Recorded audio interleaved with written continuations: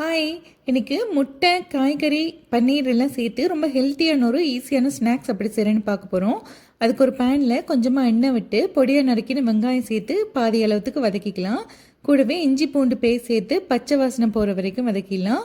இதில் இப்போது துருவின கேரட், கேப்சிகம், ஸ்வீட் கார்ன், கொஞ்சமாக முட்டைக்கோஸ், அப்புறமா தேவையான அளவுக்கு உப்பு, மிளகுத்தூள், சில்லி ஃப்ளேக்ஸ், சீரகத்தூள் இது எல்லாத்தையும் சேர்த்து நல்லா ஒரு 2 நிமிஷத்துக்கு வதக்கி விட்டுடலாம்.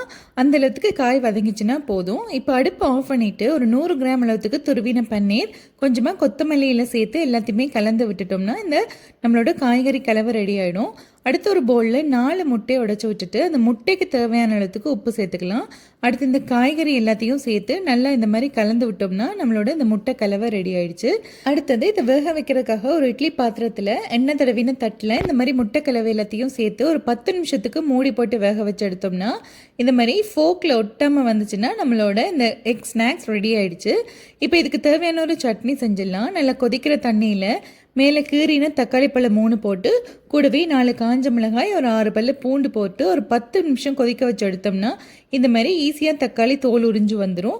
இப்போ எல்லாத்தையுமே மிக்ஸி ஜாரில் சேர்த்துட்டு தேவையான அளவுக்கு உப்பு, சர்க்கரை சேர்த்து அரைச்சோம்னா நம்மளோட காரசாரமான சட்னி ரெடி ஆகிடும். இப்போ நம்ம வேக வச்ச இந்த முட்டையை இந்த சட்னியில் தொட்டு சாப்பிட்டிங்கன்னா அவ்வளோ டேஸ்ட்டாக இருக்கும். நீங்களும் ட்ரை பண்ணி பாருங்கள். பாய்.